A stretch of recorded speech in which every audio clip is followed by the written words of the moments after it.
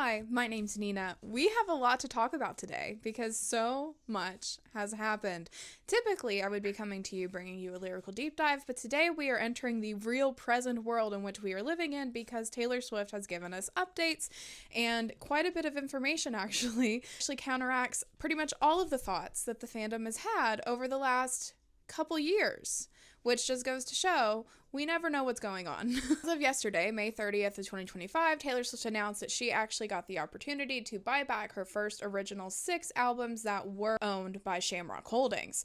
If you are not familiar with the lore behind this whole situation and the reasons for the Taylor's versions recordings or the re-recordings that we've been experiencing for the last few years, we could do an entire video or really even a series on that. But for a not so deep dive on it, essentially when Taylor signed with Scott Borchetta and Big Red Machine Records when she was, I believe, 16 or 15 years old. She recorded her first 6 albums with them, and then they actually sold her music over to Scooter Braun and Ithaca Holdings. Taylor Swift knew that Big Red Machine was looking to sell her albums, but she was offered the chance to buy back her albums essentially by making a new one with them, essentially earning back one album at a time, which essentially would have her tied to Big Red Machine forever. And she was very upset, though, when Big Red Machine turned around and sold the rights to her albums to Scooter Braun and Ithaca Holdings, who Taylor Swift clearly does not like very much. We don't really know many details about what exactly the beef behind the curtain essentially is between Taylor Swift and Scooter Braun, but she did not want Scooter Braun to have any rights to her music, and when he offered to sell them back to her,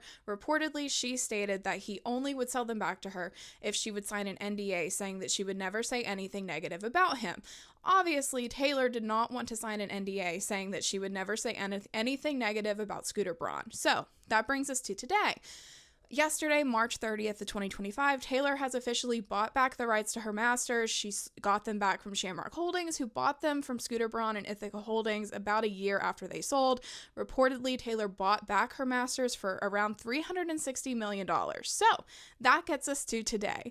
And the internet has a lot of feelings. Like, there seems to be two sides of the internet. Either people are ecstatic for Taylor, or they're more angry than I have seen them at her in a long, long while. What is so surprising to people is that in addition to buying back her masters, she gave us an update on where she was in the Reputation Taylor's versions re-record and the debut Taylor's version re-record project. Where the Swifties got everything wrong is that we assumed that she had already re-recorded all of them and that she essentially had Reputation Taylor's version already recorded on her phone somewhere and it was just waiting essentially to be released at any time. We, though, found out when Taylor Swift gave us this information in a letter that she posted on her website, she advised that she actually hadn't finished the Taylor's Version Reputation album at all and had only gotten a quarter of the way through it. Just a couple weeks ago, I was seeing the most crazy clowning that I have ever seen in my life for Reputation Taylor's version, and I know that I also enjoy having fun, and I normally get a little tickled at the theories that I see out there. The last couple weeks have been kind of crazy, and it also kind of makes me wonder if that's why she kind of like made this announcement and actually chose to do it now. While I agree and while I believe that we should be able to have fun and clowning is fun, and I don't want to make anybody feel bad if they got excited for the AMA's theories that were out there, but I do think that there is a problem when everything becomes an Easter egg and when everything fits into this crazy theory and when everything starts to look like it's covered in 26 apparently. Like, I think that there is a time where we need to stand back and we need to take a look at things and actually say, is this a little ridiculous? Especially when, from what I can gather about the AMA's theory, what actually happened was the fact that Taylor Swift had on her website accessories, music, apparel, and sales listed for the categories on her website. People took this, the categories on her website, to mean that she was actually stating out AMAs because the capital letter, first letter of each word. They then took the fact that she had a 26% off sale on her website to mean that the AMAs, which happened to have been on May 26th, was when she was going to announce Reputation Taylor's version. Next thing you know, everybody on the internet, or at least everybody in the Swiftie world that is posting to forums and things, everything is about the AMAs. Everything is about the number 26. People are counting the number of lights that are on the Reputation stage. People are saying that there's actually a 26 on the back of the Reputation bodysuit from the Eras tour. It gets kind of crazy. And then on top of that, right, leading up to this AMAs theory setup, right, everybody's already excited because they think that AMAs is being spelled out on the website and that there's a 26% off sale, and oh my goodness, the AMAs are on the 26th of May, and these are all Easter eggs for Reputation Taylor's version, right? At this point, just remember, this is a fan theory that the fans have made up, right? The only thing Taylor Swift has done at this point is have categories on her website that say accessories, music, apparel, sale, whatever the order is. Those were the words that were on the site. That is the only thing that they have done at this point, and have a 26% off sale. But the internet in Swiftie-dom, essentially, has gone crazy. They are convinced that the AMAs are where Taylor Swift is going to announce Reputation Taylor's version. Has Taylor Swift said that she's going to be at the AMAs? No. But everybody is convinced. Taylor Nation does post for people to vote for the AMAs, and they use a quote from Thank You, Amy. I don't remember exactly what the words were right this second, but they capitalize AMA while posting to the story for people to vote at the AMAs. But because people are already thinking that Taylor is going to announce Reputation Taylor's version at the AMAs, they are thinking, oh my goodness, Taylor Nation has posted about the AMAs. Taylor Nation, thus Taylor, is now confirming that Taylor is going to announce Reputation Taylor's version at the AMAs. But no, it also makes perfect sense for Taylor Nation, who is Taylor's team, to post about the AMAs for people to vote for her, right? Like, that is also something that makes perfect sense without it being connected to Reputation Taylor's version at all. Now that brings me back to today, because today, Taylor owns back her masters, and she has officially said that though everybody in the fandom pretty much believed that she had already re-recorded all the re-recordings and that they were essentially stored on a hard drive somewhere just ready to be released to the world, she confirmed that while she had recorded Debut Taylor's version, she had not even finished Reputation Taylor's version. Thus, all of these Easter eggs were for nothing. So there is a subset of the fandom right now that is upset and that is very, very hurt at the fact that they feel like these Easter eggs have been planted, but Taylor Swift didn't give it to them. I have seen Reddit threads and Reddit posts and forums and Facebook groups, but now we have a subset of the fandom that is saying that they are hurt because they were told that Taylor's version of Reputation was going to come out, and now she's not even going to finish it. People are essentially saying that she is a grifter by having done the Taylor's versions to start, by not releasing more of them because she now owns back her masters. Would y'all think about that? Think about that. Like, she's grifting by not selling something. She is being a grifter and greedy by not selling something to get more money. How does that make sense? You know what I mean? But that is a real conversation that's happening on the internet right now.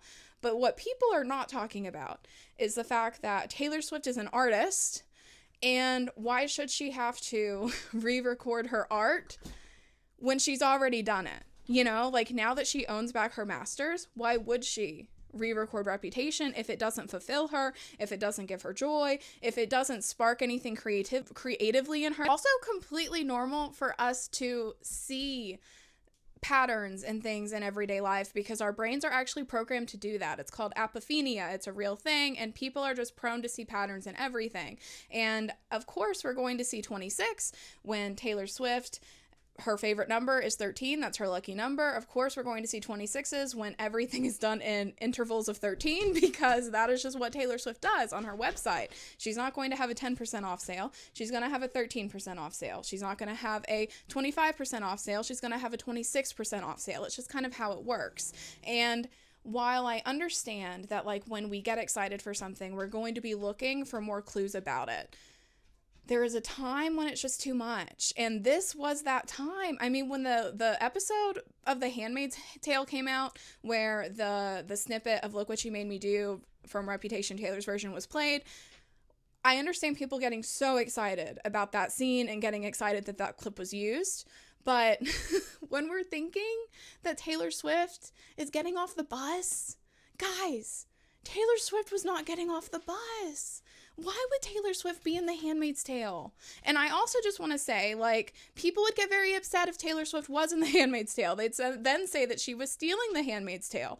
But there just comes a time when, like, we have to stop and say that, like, not everything involves Taylor Swift, especially other companies and other things that are unrelated to her at all. Like, yes, they licensed her music, but The Handmaid's Tale has nothing to do with Taylor Swift. Why would she be getting off that bus? That theory blew my mind. And the person who said it on the Clock app also said that it was crazy. So, like, yeah, I know that they were clowning as well and knew that it was clowning, but, like, that was wild. And that spread like wildfire. I think that it was a real viable theory for at least 48 hours. And, you know, when the actual cast of the show has to come out and say, actually, no, that wasn't her. And I still saw people saying, would they tell us if it was her? Like, still doubting that it wasn't her. It was never Taylor Swift getting off of that bus. I know, they say that everything is not about me, but what if it is? But this was not about Taylor Swift, okay? And I really think that the timing is interesting. I'm sure that they have been working on this deal for a number of months, but, you know, it's just very interesting that now here we are, in the hindsight of all of these Easter eggs and all of this clowning, and most people are happy for her. I will say, I do think the majority of, like, the fandom itself is very happy, and they understand, and they just really want the vault tracks, which I also would like the vault tracks, and I am very glad that she does plan on releasing debut Taylor's version, and I predict that that's going to be a October of 2026 thing, because that would really be beautiful to have it be a 2 decades, a 20-year anniversary release for her, so I would not be surprised at all if that's what she does. But I just think it's very interesting that now on the other side of it, we have all of this upset and people who really do believe that, like, she has in some way scammed her fans by releasing Taylor's versions and not completing the Taylor's versions. But then at the same time, we had people saying that she was scamming her fans by releasing Taylor's versions at all, that she was just grifting because she was trying to re-release music she'd already released and, like, grifting her fans that way. So it's like she can't do either way. She can't release it because people will get mad. She can't not release it because people will get mad. And we forget the artistry in that. And, like, the entire thing for me with the Easter eggs is I feel like the Easter eggs that Taylor Swift actually plants herself are, like, very noticeable, right? Like, she told us that she was hiding the title of Lover in the Me music video, because we didn't know the title of Lover when that music video came out, and it's like it's like gigantic, you know? It's like it was not a secret for anybody but you know what I mean? Like, it was a very obvious Easter egg, and she kind of, like, does that, and I think that a lot of them are more obvious than we want to remember. Like, she's not doing this, like, counting situation. Like, I promise you that the outfits that she picked on the Eras tour didn't mean anything. Like, I don't think that she even remembers the order that she did or anything like that. Like, that is, in my opinion, too much. And even this morning I was seeing posts on Reddit about how, like, I used to be a Swiftie, but this Masters thing has shown me her true colors. And I'm like, I just am so surprised that people are upset at this. I'm just so surprised that people don't understand why you wouldn't want to remake art that you've already made. I don't understand how people are literally going from being fans to not fans because she chose to buy back ownership of her masters. And, like, I don't know why people think that she should be a, like, time traveler or be able to tell the future and know that at one point she was going to be able to buy back her masters, so she never should have done the Taylor's versions, and that's just taking money from her fans that she didn't have to take. And it's so interesting to me. Also, I do get frustrated because I think that people are so quick to focus on these things that I don't think matter, right? They're so quick to talk about the fact that her website in an odd way spells out the AMAs. They're so quick to talk about the fact that there's 26 lights on a stage or that it's 26% off on the website. But I'm just like, there is so much poetry here in her lyrics. and we don't even really talk about it. About the lyricism and the talent that she has and like the poetry and like deep read it, and like that is what I want to do. I know that's what we do on this channel, and that is what I wish that people paid attention to, because to me those are the real Easter eggs. To me, what excites me is finding in the Cardigan voice memo her saying to love would be to lose my mind, referencing a song that is potentially about Matty Healy, and then her depicting in the tortured poets department literally being in a mental health institution having lost her mind. I knew the love would be lose my mind. After being in a relationship with Matty Healy. Those are the things. Those are the Easter eggs that I think we need to explore. And there's so much hate out there. There's so much noise around it.